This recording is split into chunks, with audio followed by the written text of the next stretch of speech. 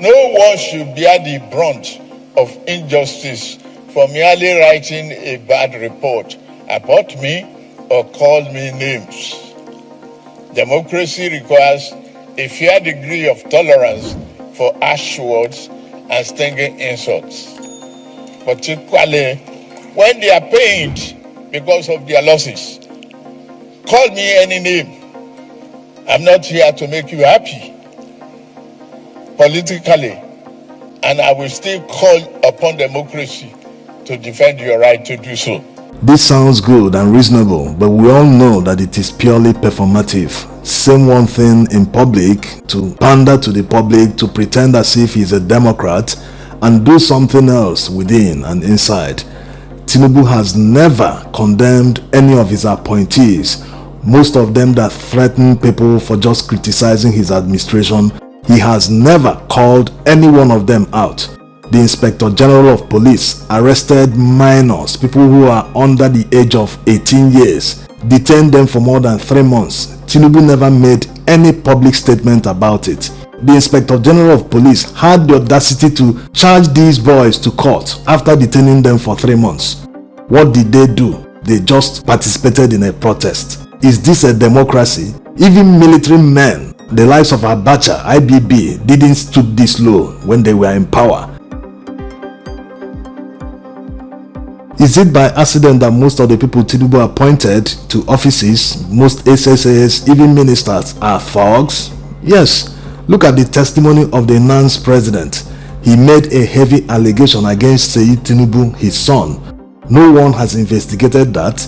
In the accusation he made, he named the people who snapped him. They videoed him while he was naked after they stripped him naked. He also named the MD of NTA. How can he be there when someone is being forced to make a statement on record when he's aware that the person was under duress? A lot of examples abound. Nigerians are not deceived. One of the persons he gave a national honor recently is a tribalist. He said all sorts of tribalistic things against Igbo people during the 2023 presidential election. There was nothing, unprintable things this guy didn't say. But you know what? He never condemned him. In fact, he rewarded him by appointing him SSA. Now he has taken that reward to another level by giving him a national honor. So these are the issues. It's not by accident that these type of people, these characters surround Tinubu. He's intentional about having these types around him because he can't compete based on competence. He believes that attack dogs like this will always defend him. They will always spread propaganda, all sorts of rhetoric. But you can't govern with propaganda. Propaganda can't deliver good governance. You can't use that to bamboozle people. Just like what happened during the commissioning of the 30 kilometers of the coastal highway. Despite the fact that the contractor made it clear that it wasn't up to 30 kilometers, they still started publicizing it upon the fact that you cannot commission a project that is incomplete.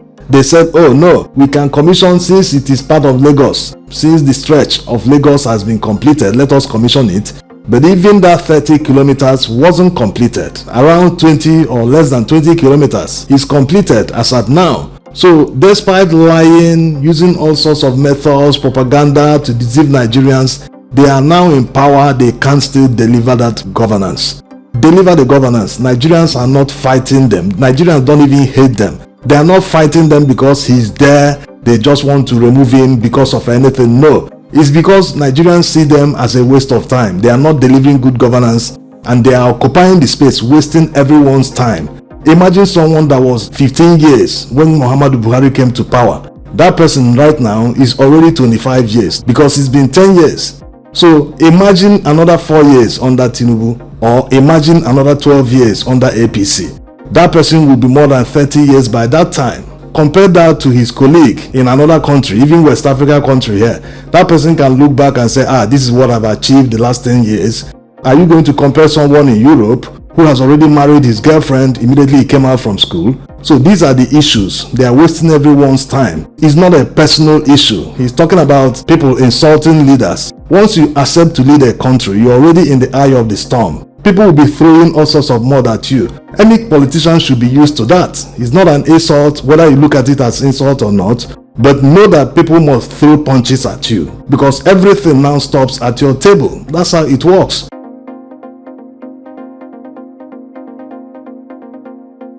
You see, governance isn't hard. Governing Nigeria is among the easiest. Yes, because Nigerians are nice people. They don't hold grudges. They don't know how to hold a grudge against their oppressors. If you look around you, look at what is happening in Nigeria, you will see that Nigerian people are not yet serious about the good governance. Maybe partly because of ignorance, they have not experienced that good governance. They don't understand what it means. They don't understand what it means to live in an environment where you just call the ambulance and within 5 minutes, they have landed by air, by road, by everywhere. They will make sure they save that life. They are not used to all this. They are not used to opening the tap water and drinking directly from it. They are not used to that.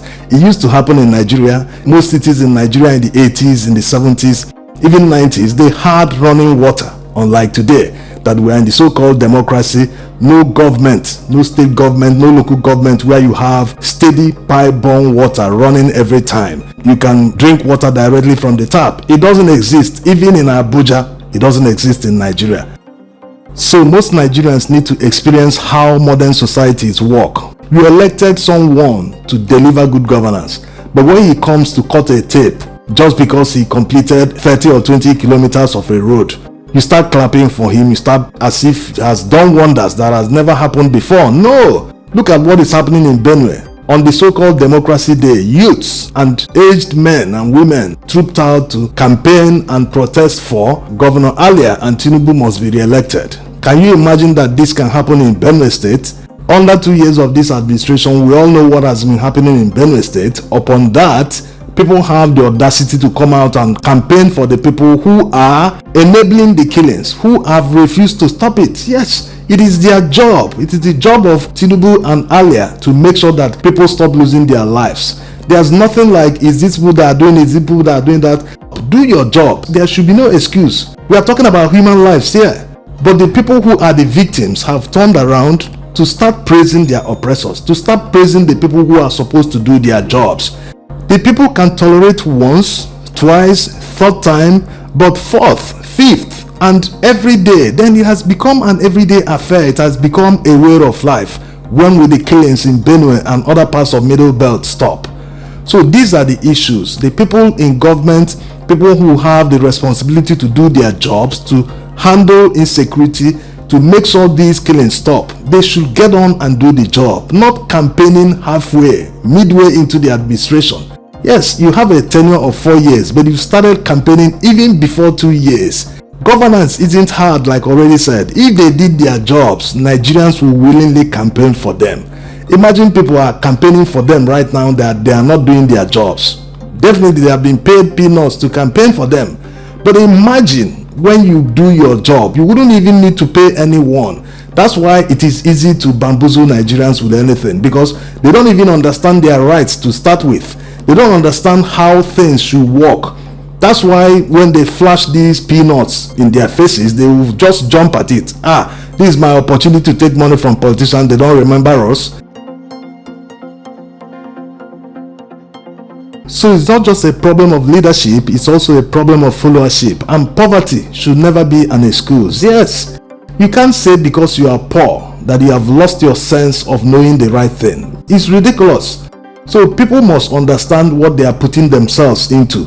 If you are left with a choice, take 2,000 or 10,000 naira and campaign and vote for someone who you know doesn't care about you, doesn't give a damn about you. Then don't complain after and say, he's not delivering good governance, things are hard. No, seize every opportunity you have to do the right thing. That's the only way you can get a country that works for everyone, not a country that works for only the elite or the politicians.